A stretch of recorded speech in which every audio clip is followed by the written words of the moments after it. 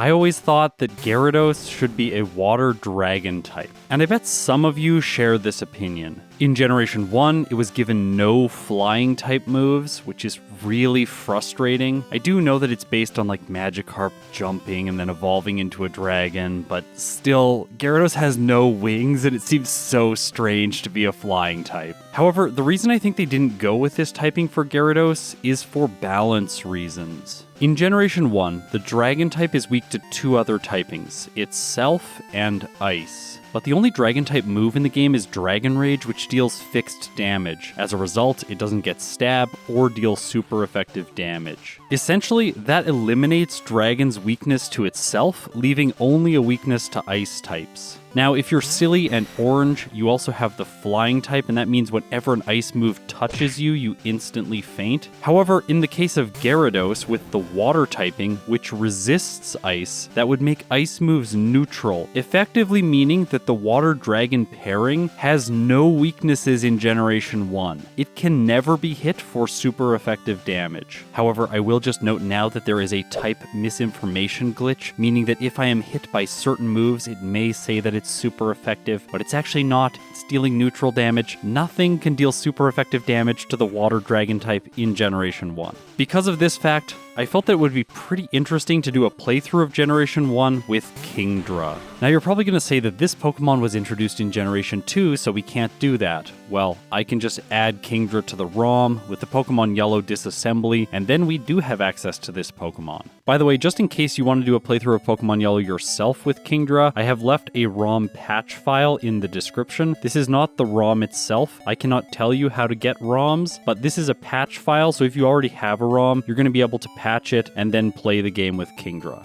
I hope you enjoy. Now, something I find really interesting about this thing is just how balanced its stats are. It has 75 HP, 95 attack, defense, and special, and then 85 speed. This gives it a 16.41% chance to crit in Generation 1. Now, you might be wondering, Scott, what did you do with Kingdra's special attack and special defense? Why did you decide on 95 special? Well, it actually has the same special attack and special defense, so combining these stats together for a Generation 1 playthrough is actually completely fair. One thing that I found really shocking about its base stats are the fact that they aren't a huge upgrade from Seadra. It actually has the exact same defense, special attack, and speed that Kingdra has. So really the upgrade that I'm getting is extra HP and extra attack.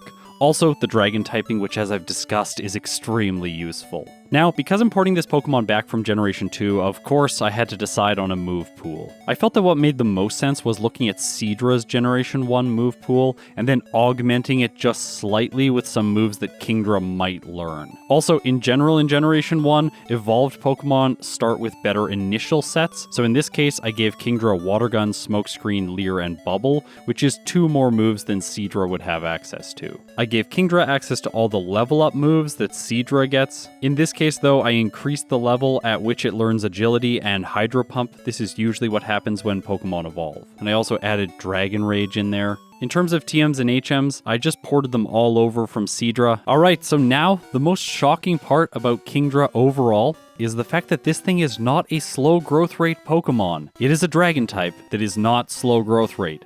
I just really want to emphasize that. If you've been watching my channel for any amount of time, you will know that the slow growth rate is absolutely terrible for speedrunning the game. And so with all the factors considered, I think that Kingdra might be able to put out an extremely good performance in Pokemon Yellow. After all, it does have access to a water move, so even Brock is not going to be able to delay it.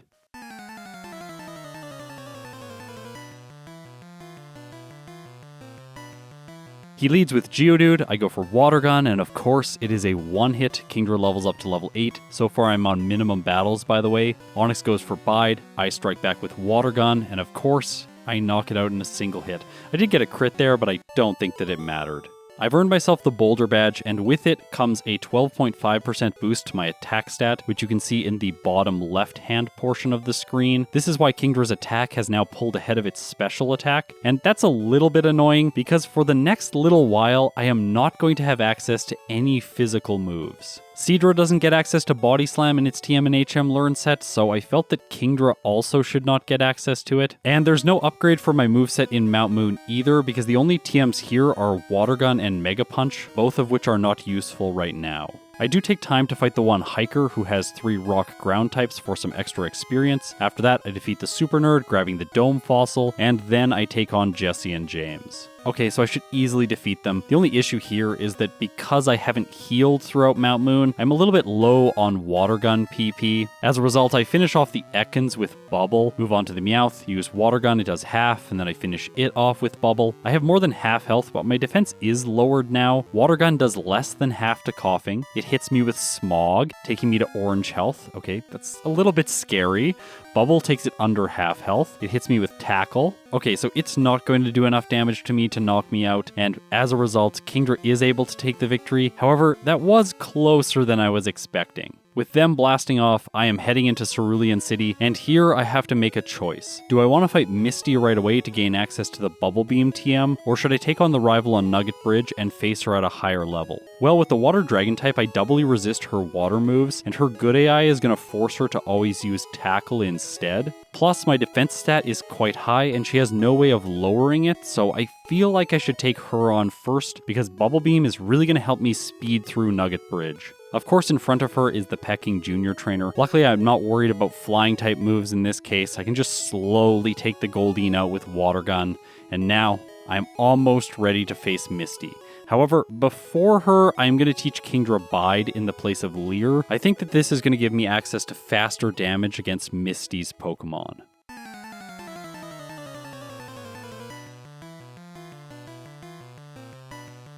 This Bide play is something that I like to do against Misty with water types because she's just going to be spamming Tackle all the time, and then I can repay the damage fairly consistently. However, by the time I've defeated the Staryu, I only have half health remaining, and so I think it's time to switch up my strategy. I can use Smokescreen to lower the Starmie's accuracy, and hopefully this will prevent it from getting hits. Starmie gets a critical hit right away, taking me down to 15 hit points. It hits with another Tackle, taking Kingdra down to 8 hit points, and then it starts to use Harden, which is good. It's giving me time, but still, that's not very encouraging because I'm going to have to knock the Starmie out with Water Gun. And yeah, this move is not doing very much damage. I'm sure Starmie is going to get a Tackle here and there, and yeah, there it does. So it does damage, and Kingdra survives with 1 hit point. Alright, I'm going to keep using Water Gun. I never surrender in these kind of fights because the AI can always do something silly, and you can get critical hits, or like the AI can just keep missing, and in this case, I managed to take out Misty's Starmie. I cannot believe that I won that fight.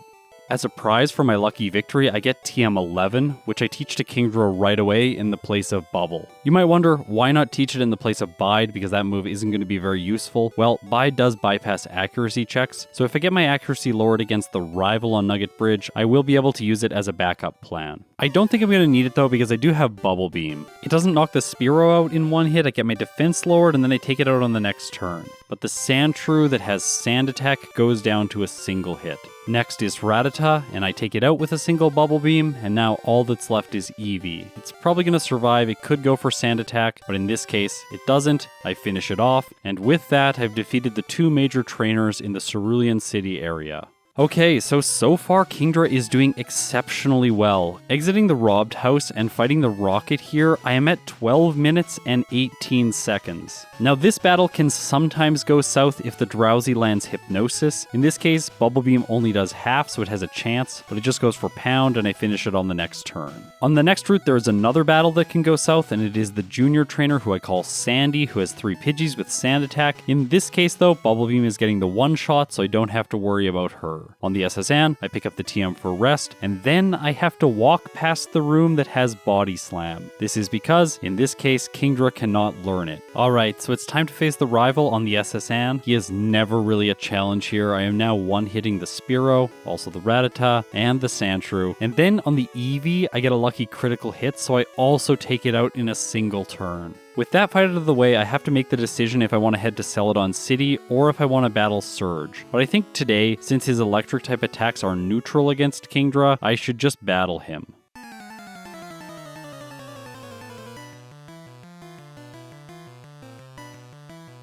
Of course, in yellow version, he only has one Pokemon, and this is what makes him incredibly easy. Unfortunately though, for Kingdra, he goes for Mega Kick on the first turn, scoring a critical hit, and it does more than half. Alright, that worries me a little bit because Bubble Beam does what looks like a third. It might actually take 4 turns. Luckily though, I lower the Raichu's speed. I have a 33% chance to do that, by the way. This means that it is no longer moving first. I take it down to orange health with my next hit. It goes for Mega Punch, taking Kingdra to red, and then I cross my fingers with my third Bubble Beam. But unfortunately, it does not do enough damage. Raichu goes for Mega Punch, and yeah, it misses, so Surge loses. So yeah, once again, he is the least consistent gym leader in all of Pokemon Yellow. With him out of the way, I have to take on the Wrapping Lass. I call her this because she loves to chain Stun Spore with Wrap, and it's so annoying. But today, Kingdra gets poisoned, which is actually a benefit. Now I can't be paralyzed, and as a result, I'm going to move first against all of her Pokemon, so she can't endlessly use Wrap against me. The only downside here is that Wrap is a trapping move, and as a result, it will stack poison damage if she uses it. I make it to the last Bellsprout with 33 health. It goes for Growth, which could make it survive one more Bubble Beam. However, it doesn't end up using Wrap, so I am able to defeat her. So, the Rock Tunnel Gauntlet. I rarely show this Pokemaniac who has a Slowpoke. He only has one Pokemon, and that makes him not particularly challenging to defeat. And the reason I'm showing you him specifically is because after him is the Status Condition Junior Trainer. And I really want to emphasize here that this footage is unedited. I just went right into the battle against her without saving. So now that the stage is set, let's examine this battle. One of Kingdra's major downsides in the early game is the fact that it doesn't have access to a normal type damage dealing move. By the way, this was the exact same scenario that I had when I did my Horsey only playthrough. If you want to see some absolute pain against the Wrapping Lass, go and check out that video. In this case, I'm going to have to use Bubble Beam to knock out her grass types, and as a result I get put to sleep, and then the Oddish just starts spamming Absorb because it knows that I have a status condition, and its other 3 moves all are status moves. It actually takes me down to orange health before I finally get my second hit in, and because it's recovered health, I am going to need probably 2 more Bubble Beams to finish it off. However, since I don't have a status now, it knows I should use a status again. I get unlucky, it rolls Sleep Powder, and once again Kingdra is asleep. I was really hoping that I would wake up soon, and it just keeps using Absorb, and Kingdra just keeps sleeping. Luckily, before I hit red health, I wake up, strike back with Bubble Beam. It does a decent amount of damage. Oddish uses Absorb. Strangely, I thought that it was going to use a status there, and I finally knock it out. However, she does have one more Pokemon. It's a Bulbasaur, it knows Vine Whip, and it takes me down to red health. I hit my second Bubble Beam, and it gets a critical hit, finishing her off. Okay, so a fairly lucky victory there as well. However, with it comes access to the next portion of the game, and this is a huge relief for Kingdra, because just south of Lavender Town is this guard tower place, and on the observation deck is this NPC who gives you the TM for Swift, which I actually can learn. Obviously, this time in the place of Bide, this move is absolutely trash after you clear the Cerulean portion of the game. And the moveset upgrades do not end there. In the department store, I can pick up a freshwater and give it to this girl. She gives me TM 13, which of course is Ice Beam, which I'm going to teach to Kingdra right away in the place of Water Gun. I'll mention a bias that I have right now, which is the fact that I'm keeping Smokescreen on my moveset. I tend to do this because I'm always worried that Pokemon are going to run into problems and that this move is going to be able to solve them for me, but that's extremely rarely the case. Like, yes, that was how I beat the champion with Coughing, but of course, I was using a Coughing. Now I have a Kingdra. I should not need Smokescreen. I only have money for 2 vitamins because I skipped the Rocket Hideout, and in this case I pick up Calcium because it boosts a stat which acts both offensively and defensively. With Celadon out of the way, I head back to Lavender Town to take on the rival in Pokemon Tower. With my upgraded moveset, this fight is going to be very easy. I one-shot the Fearow, I get a chance to learn Dragon Rage. I was thinking about what I just mentioned about Smokescreen, so I delete this move now. However, the fixed damage from this Dragon-type move isn't really going to be useful. After all of the rival's Pokemon have more than 40 HP. With him out of the way, I have to face Agatha Jr., who is this absolutely awful Chandler with 2 Ghastly. I get confused right away. This is how she gets all of her wins, Confusion and Paralysis stacking together with the fixed damage of Nightshade. I move on to the second Ghastly with half health remaining. It hits Nightshade, taking me down to 21 hit points. So it will knock me out if I get a Gen 1 miss, but I don't. And with that, I'm off to the Safari Zone. Here, I'll mention a common moveset conundrum that I face when running a Pokemon that is a water type. And that's, should I teach Surf in the place of Bubble Beam? The issue with doing this in Generation 1 is the fact that there is no move deleter. You might remember the guy in Fuchsia City from the remakes, but yeah, he does not exist in the old games. However, in the case of a Pokemon like Kingdra, I think that teaching Surf right away is going to make the most sense. After all, I don't have a particularly diverse move pool. I think that the ending moveset is going to look something like Surf, Ice Beam, or Blizzard, Agility, and then maybe Swift or Mimic. If this Pokemon had access to one more move, like Thunderbolt, then accessing Surf might not make as much sense. The flexibility to add Mimic later on and have a move like Rest for the champion might overweigh its priority, but in this case, we're going to teach Surf right away. Next up, I head into Erica's gym, cutting the tree and fighting only the mandatory trainer, and now let's take on the grass gym leader. After all, I do have Ice Beam.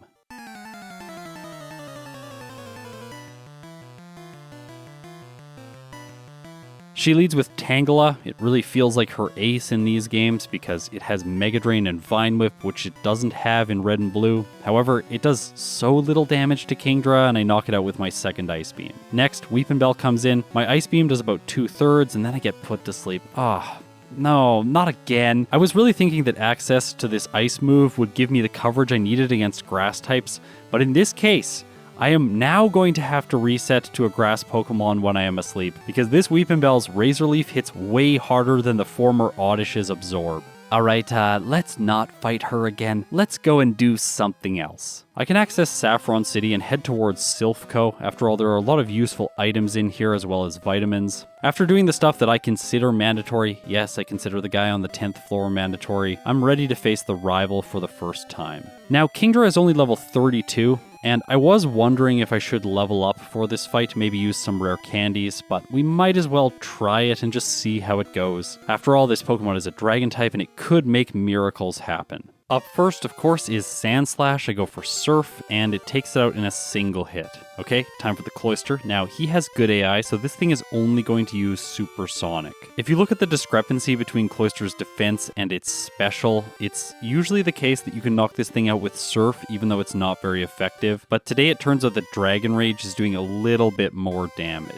I finish it off, move on to the Magneton. I go for Surf, doing about 1/3. It hits me with Thundershock twice, but unfortunately the second one paralyzes me. The reason that that's so bad is that now my speed is cut, and as a result the Kadabra moves first, hitting Confusion and knocking Kingdra out. After resetting, I briefly debated if I should use rare candies at this point, but I'm only level 32 and I haven't really invested at all in training in this playthrough, so let's go and knock out some rockets in Silph. I do this until Kingdra reaches level 36, so that's 4 levels of training, and then I use 4 rare candies to take me all the way up to level 40 before attempting the rival again. Okay, so I'm going to one-hit the Sandslash. With it out of the way, I have to go up against the Cloyster again. I'm going to use Surf here because I'm a higher level now, and Dragon Rage is fixed. Okay, it looks like it's doing about the same damage. Might as well just knock it out with Dragon Rage. It's nice to see a dragon move every once in a while in Generation 1. Magneton's next. I go for Surf, and now it is going to be a 2-hit, so that is much better. I arrive at the Kadabra with green health. I go for Swift because it's a physical move, but it just barely doesn't get the KO. However, the rival has a great strategy for us. He uses a potion, which heals like almost nothing, and then I finish it off on the next turn anyways. The last Pokemon, of course, is Flareon, and it stands no chance against me. Surf gets an easy 1-hit. And with that, I'm moving on to Giovanni. What do you expect from him? Hopefully nothing. He is absolutely terrible in Silph.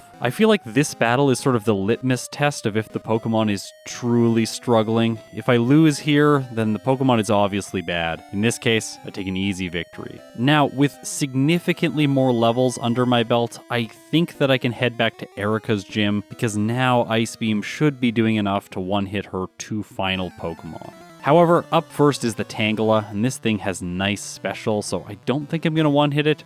Oh, Ice Beam actually does. That's great. And because this Pokemon has the highest special, I am pretty sure that I'm going to knock out both the Weepinbell and the Gloom in a single hit. And that's how it ends up playing out. So with that, I've earned myself the Rainbow Badge. And now I only have two choices, either Koga or Sabrina, and I think fighting Koga first makes sense because Kingdra doesn't have enough speed yet to move first against really any of Sabrina's Pokemon. After defeating the first Juggler in the Fuchsia City Gym, I still don't have enough speed to move first against her Abra. However, all that is going to change because when I defeat the Hypno on the second Juggler's team, Kingdra levels up to level 44, and now it's going to gain access to Agility. Of course, it now makes sense to get rid of Dragon Rage because this move is going to fall off very hard as the playthrough progresses. With Agility on my learn set, I'm now ready to face Koga.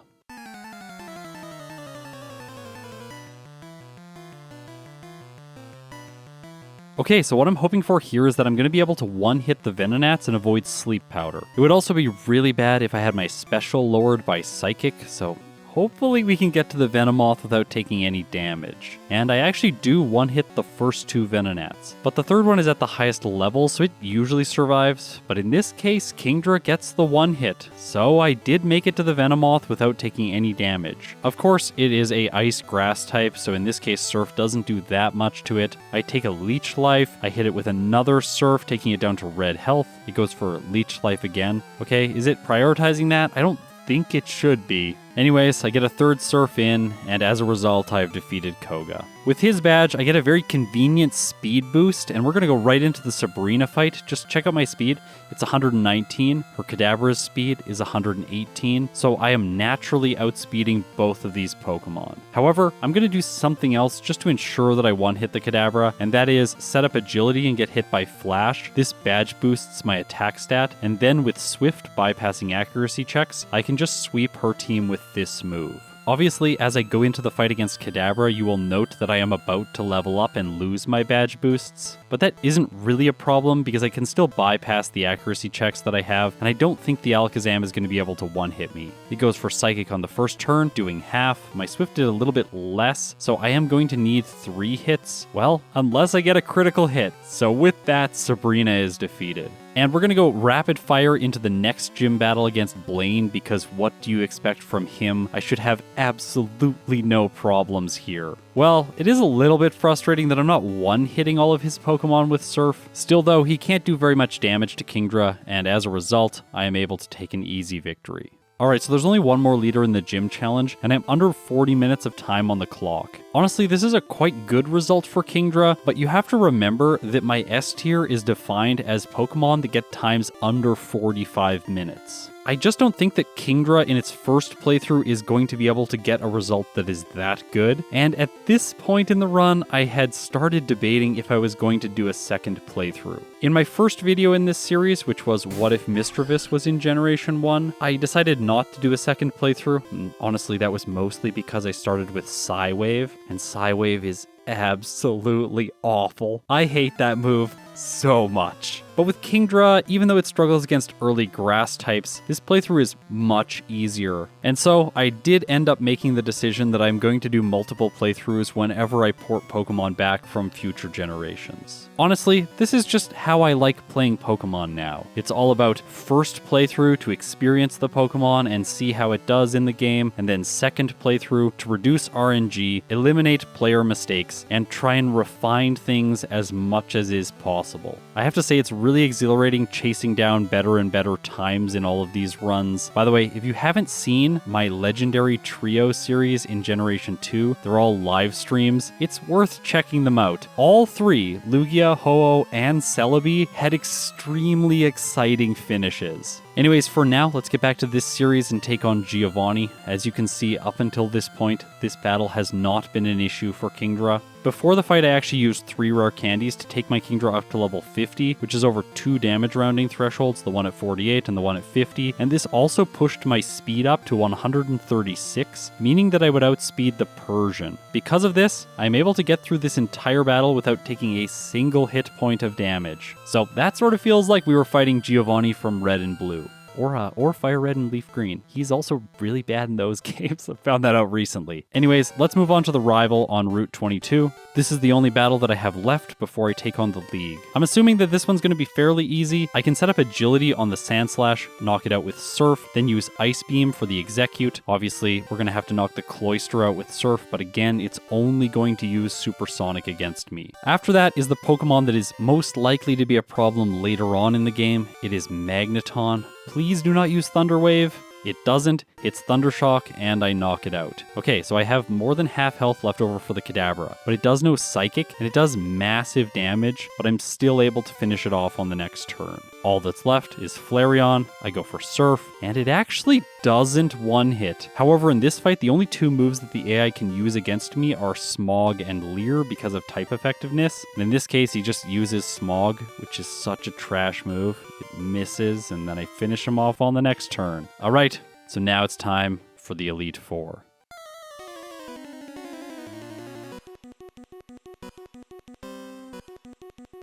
For the battle against Lorelei, I taught Kingdra Mimic in the place of Swift. After all, normal type moves are not particularly useful during the Kanto League unless you're a normal type Pokemon and you get the same type attack bonus. One downside of this approach with Kingdra is that I'm going to have to knock her water types out with Surf, which honestly takes a little while on the Dugong. It actually takes 4 hits. After that is Cloyster, and it has low special, so I'm going to knock this out in 2 hits with Surf, and then I want to mimic Amnesia on the Slowbro. The issue in this fight is that I took a lot of damage to this point, and as a result, the Slowbro is able to knock me out with Psychic. Okay, so Kingdra is like halfway through level 52. I can go back to Victory Road, fight this trainer. She has the Weepinbell line. Might as well knock them all out with Ice Beam. Okay, Victory Bell survives. That's really annoying. Goes for Sleep Powder, putting Kingdra to sleep. Not this again, please, not this again. Goes for Razor Leaf. Because of its base speed, it's always going to get critical hits. I don't wake up, and that is a reset to the cool trainer in Victory Road. Okay, not my best play. Let's try a different strategy instead of going back there to level up. So I teach Kingdra Rest in the place of Ice Beam.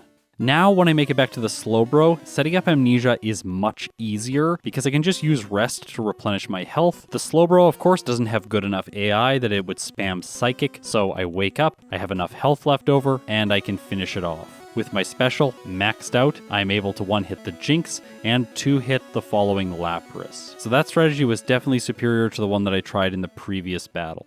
Okay, so it's time for this guy. Today, he is not going to be a problem with Kingdra. I might actually 1-hit everything with Surf. The Machamp is probably going to survive though, and in this case it does. It just uses an X defend and then I knock it out on the next turn. Easy as expected. Up next, of course, is Agatha, and here I'm going to mimic Substitute. This allows me to get around all of her confusion tactics, but I could still be stopped by Hypnosis. Luckily, in Yellow version, only the Haunter and the final Gengar know Hypnosis, so there are only 2 failure points in this entire battle. I make it to the final Gengar, I do less than half with Surf, and then it uses Hypnosis, putting me to sleep. Its first Psychic breaks my Substitute, I keep sleeping, it hits Dream Eater, getting a critical hit, taking me all the way down to red health, and this also heals the Gengar almost to full. Now, because I'm asleep and my Substitute is broken, it is able to get Confuse Ray in, and as a result, I'm gonna have to reset here. However, that's probably not going to happen again in another fight. This time the Gengar just tries to go for Confuse Ray when I have my Substitute up. It obviously fizzles. I hit Surf, and my second one gets a critical hit, knocking the Gengar out. Okay, so we have made it to Lance. It is now time for the Dragon-type showdown. I think I should mention here why I didn't choose to import Dragon Breath into Generation 1, and honestly, the reason is that I don't really want to add new moves to the game. I mostly just want to take Pokemon, import them back into Generation 1, and try and invent a Generation 1 learn set that they would have had. Obviously, that would be completely different if I, say, for example only, imported a Pokemon like Smeargle back into Generation 1. Obviously, it would need a move like Sketch, but that would take a lot of programming, so I'm probably not going to do that. Anyways, against Lance, this one is going to be fairly easy after I knock the Gyarados out. However, I figured something out here, which is the fact that the Gyarados is just spamming Dragon Rage against me because it's a Dragon type move. I rarely think about this interaction because it is almost never relevant. As a result, I can take my time against it and set up Agility fully. And why I wanted to do this is specifically because I do not have an Ice type move on my learn set at the current moment. I didn't want to unlearn Mimic or Rest before the champion fight because I thought that they could be useful. So I'm going up against the first Dragonair with Surf, and it's not very effective. I was hoping that the badge boosts would give me more damage, but unfortunately I leveled up going into the Dragonair, so I'm not even able to do half to it, and as a result, Kingdra gets paralyzed. Now, I can cure this by using Rest. I'm actually just able to do it. However, in Generation 1, when paralysis cuts your speed, it does so permanently. The only way to gain it back would be using agility, and I can't do that anymore because I'm at +6. So if I get paralyzed again, my speed will be cut, and then I won't be faster than the Dragonite. I would really prefer not to get hit by Hyper Beam. Finally, I wake up, knock the first Dragonair out, and move on to the second one. Okay, now is my time to mimic Ice Beam. I successfully steal it. Apparently this Dragonair thinks that it should be using normal type moves against me, probably because it sees that Bubble Beam is not very effective against my water and my dragon type, and it probably sees that Ice Beam is not very effective against my water type, not seeing that it's actually neutral and has a chance to freeze. As a result, I'm able to take the Dragonair out, but I am not in the clear yet because Aerodactyl is faster and it could do a lot of damage with either Fly or Hyper Beam. In this case though, it just chooses Wing Attack, and that has given me the victory. I knock it out with Ice Beam, Dragonite's next, obviously it takes 4 times damage, and Ice Beam gets the job done. So, Kingdra has made it to the champion. Before that battle though, I am going to heal up, use an elixir, and then my final 3 rare candies, taking my Dragon Seahorse all the way up to level 60. Now, let's finish the game.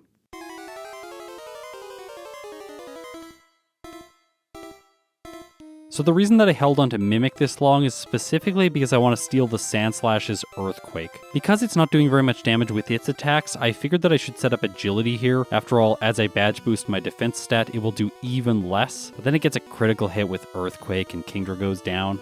Alright, so let's just steal Earthquake on the first turn and then use Surf on the second turn to knock the Sandslash out. What I'm hoping for here is that Earthquake is going to one-hit the Alakazam. And in this case, it does, but I did get a critical hit, so I'm not sure if that would play out that way if I had to do this multiple times. And as I said before, I am going to have to do this multiple times. Exeggutor's next. Now it sees that I'm a water type, so it's just going to spam Leech Seed over and over and over again. If you didn't already know, the game has a very weird way of checking which types are super effective against which other types. In this case, it appears that the game checks if grass is super effective against water before it checks if grass is super effective against dragon. That's pretty good for me because I can just set up with agility here for free and then use rest to heal almost to full health and then slowly knock the Exeggutor out. I have to do this with Surf. Honestly, if you have problems with flashing lights, you should probably look away right now because I'm going to speed this footage up a lot. It takes Kingdra quite a while to finally knock this grass type out. Okay, it's time for my least favorite AI-controlled Pokemon in the entire game, Magneton. Please, Earthquake, get the one hit. There are so many instances where this isn't the case,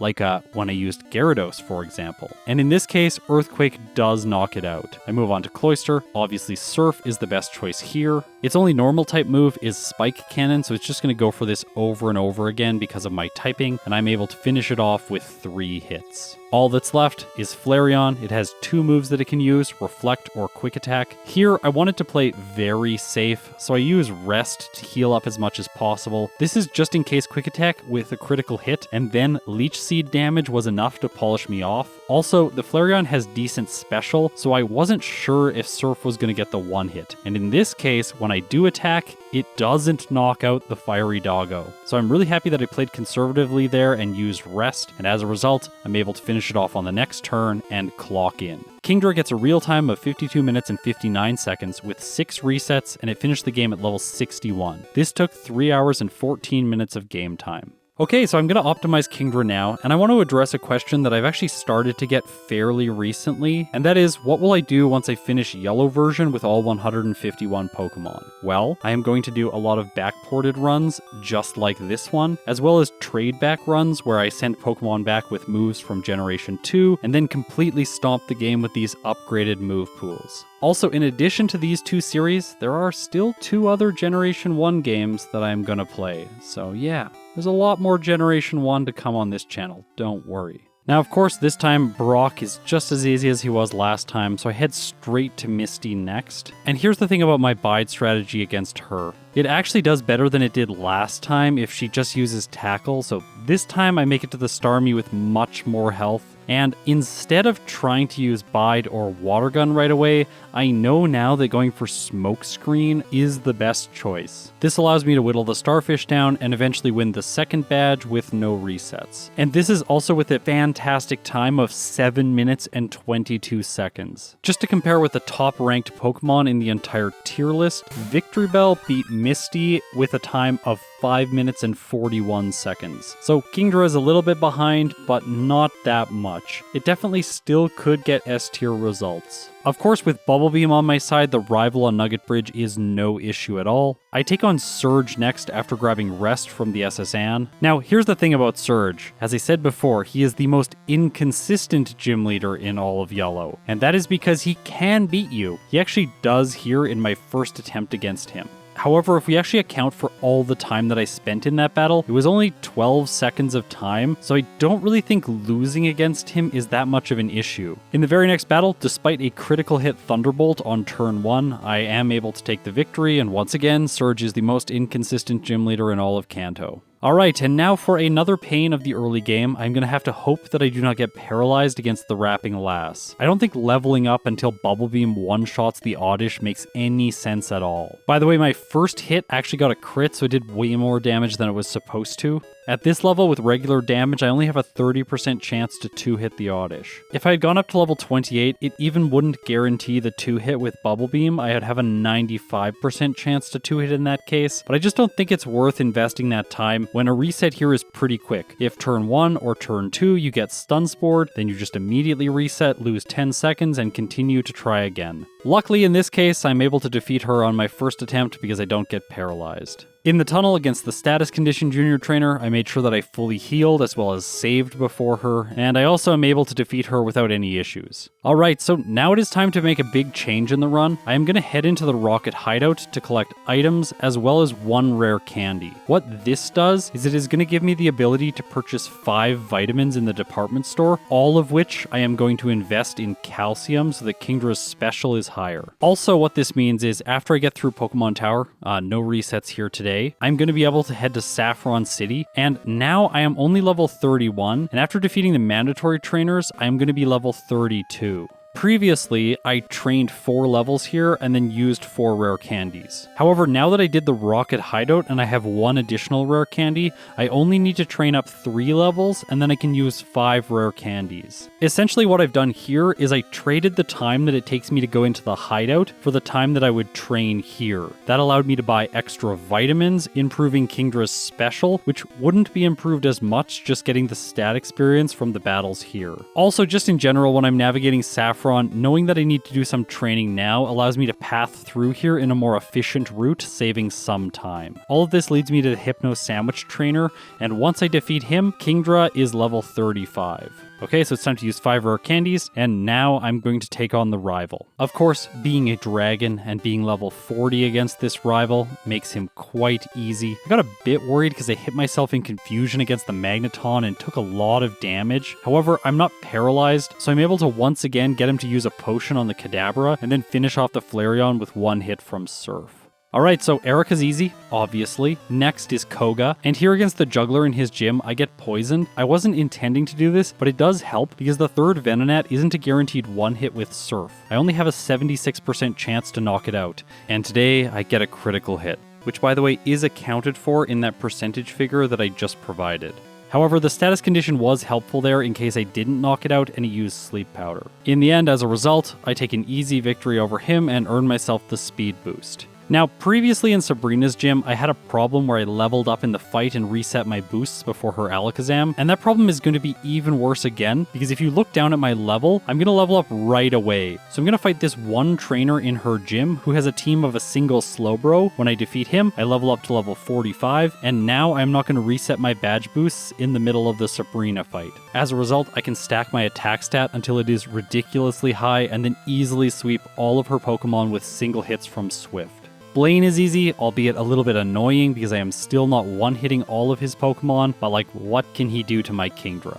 I follow the approach that I took last time in Giovanni's gym, leveling up 3 times with rare candies to level 50 so that Kingdra has 136 speed and can move first against all of his Pokemon. I want to outspeed the Dugtrio so I don't get one hit with Fissure, and I want to outspeed the Persian so that it doesn't get to set up double team twice or hit twice with Slash. Those two are actually the hardest Pokemon on Giovanni's team. Well, the Rhydon I guess is hard because it's made out of rock, but like, I have a water move, so it just faints. No problem at all. And now, as I'm defeating the rival, I am going to be off towards the league at a time under 40 minutes. So this time, Kingdra has the potential to perhaps get a finish that clocks in within the S tier. Now, instead of backtracking and doing some sloppy stuff, I am just going to fight this trainer with the Victory Bell now to get some extra experience to level up to level 53. By the way, the damage calculations for this are really funny. I have a 9% chance not to one-hit the Victory Bell with Ice Beam, so yeah, losing in this fight last time was absolutely ridiculous. Also, I realize now that if you look on the right side of the screen, it does not say that her Victory Bell has Sleep Powder, so that's clearly an error with our software, and it is also an error in RBY XP Router, so don't worry, we will take care of that error and it'll be in the next update. And now from here, we are basically racing the clock with the same strategy that I had last time, using Rest and Amnesia together to defeat Lorelei, which I am able to do on my first attempt. After that, I have to take on the second Elite Four member, Agatha. What I am trying to dodge here, of course, is Sleep from the final Gengar, and in this case, I do. So I've made it to Lance, and here I make an adjustment to my moveset because I am not actually going to need Rest for the champion, so I can put Blizzard on my moveset, which is greatly going to improve my consistency against his first Dragonair.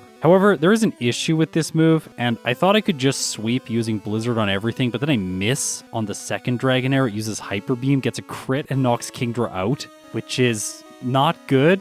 Very annoying. Also, if you look at the clock, we have just ticked over the 45-minute mark. Even without that reset here on Lance, and without the reset against Surge, Kingdra was still not going to clock in under 45 minutes. Still, I am going to save a lot of time, because by the time I beat Lance, I am just under 45 minutes and 30 seconds. Against the champion, it's pretty simple. Mimic Earthquake, then use Surf to knock the Sandslash out, Earthquake to knock the Alakazam out, and then I can use Blizzard on the Exeggutor to knock it out in 2 hits. Now, the reason I don't need any healing is because I can simply one-shot the Magneton with Earthquake and then very quickly knock out the Cloyster because it's only going to be spamming Spike Cannon. You will have noticed that I actually used 2 agilities in this fight, and that was a mistake that actually resulted in me having less health on the Cloyster than I should have. I only needed 1 agility to get a 94% chance to one-hit the Magneton. As a result, I bled a little bit of extra damage to Leech Seed, which made things get very close, but still in the end, I'm able to knock the Flareon out and clock in. Kingdra gets a final time of 46 minutes and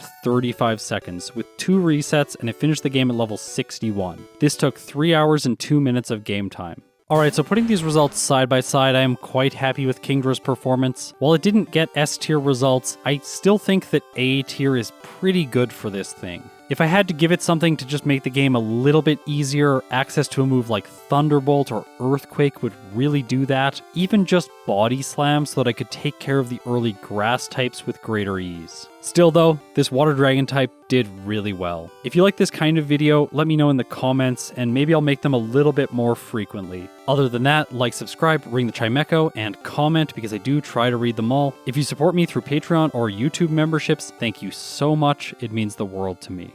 If you've made it this far, you're incredible. I'll see you in my next video.